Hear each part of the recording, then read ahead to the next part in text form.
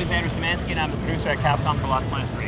When we originally envisioned the concept for Lost Planet 3, we realized that there was a lot of stories that existed in the universe of Lost Planet that we hadn't really explicitly shown on screen. So we saw this as a great opportunity to go back in time and actually tell the origin story of the Lost Planet franchise. Yes, the story of Jim Payton basically is him arriving on the planet, and once he arrives, he's working on contracts, trying to earn a living.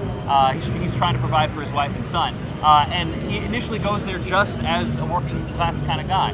But eventually he realizes that there are mysteries on the planet and conspiracies that he wasn't aware of. And he doesn't want to get wrapped up in them, but he has no choice. And it becomes this very kind of fish out of water story where Jim is embroiled in this human conflict that's occurring on an alien planet. And he becomes an integral part to the resolution of that conflict. Jim, in the course of his travels, finds these buried structures underneath the ice. Now, this is a problem for him because he's been told that they're the first humans ever on the planet. So why would he find man-made structures buried in the ice? Now, he confronts his foreman about this and says, "What have you not been telling me?" And this really forms the catalyst of his discovery of the Snow Pirates. And the Snow Pirates are a faction of humans that for some reason have been on the planet for decades.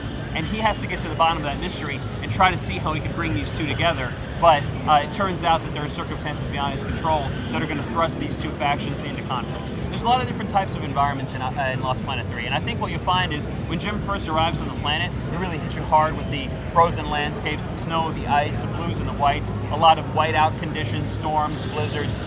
As he moves forward in the game and as he starts exploring cave systems and underground areas as well as different parts of the planet, he finds magma fields with red lava that's flowing throughout the environment. He also finds, once again, man-made structures, these mysterious abandoned bases, where we can really hit a strong suspense paradigm. So we've really tried to make the world feel very cold and frozen throughout all the areas, but we try to throw as much variety at you as we can.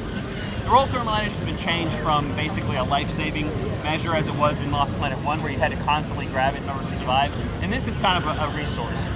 And we've tied that into our narrative because the colonists are on this planet in order to find and harness the power of the thermal energy. So it's kind of like an intergalactic gold rush, if you will. So Jim is part of this expedition. He's finding this thermal energy. It's a very valuable resource. He can trade it in to the quartermaster at the base to buy new weapons and upgrades. So it becomes the game's currency.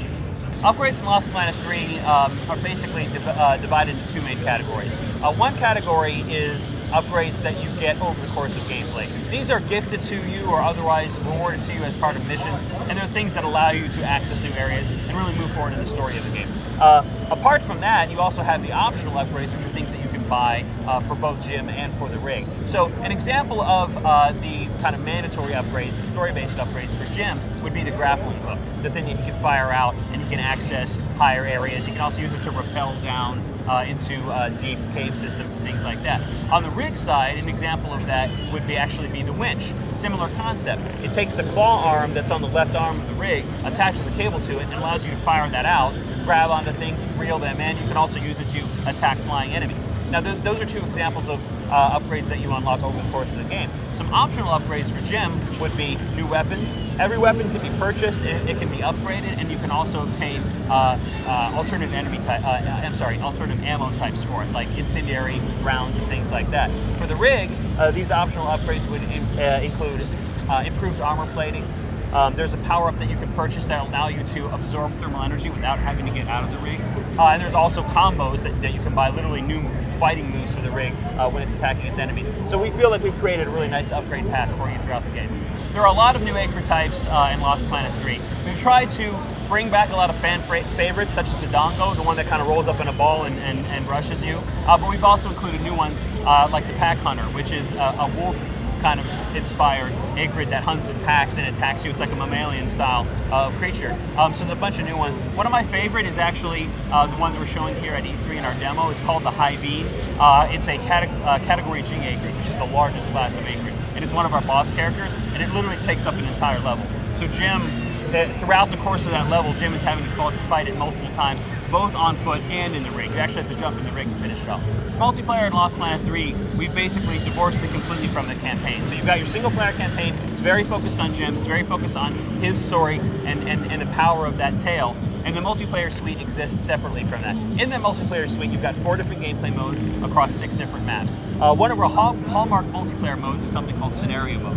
And what we really try to do in scenario mode is give each map its own unique rule sets and game type. So instead of in most shooters where you say capture the flag and then pick a map, in every single map you go to, you're just trying to grab a flag. In scenario mode in Lost Planet 3, you may have to attack an acrid, grab the thermal core after killing that acrid, and then bring that back to your base. And so we've tied the objectives into the narrative. And you've got the narrator who has unique VO for every map, who's egging you on and pushing forward to these objectives. So for scenario mode, you really feel as though you're grounded in that Lost Planet universe as you're playing the game. And there's so many new things that we've done for Lost Planet 3. We have a new progression system. You can unlock upgrades, abilities, passive and active abilities that you can use throughout matches.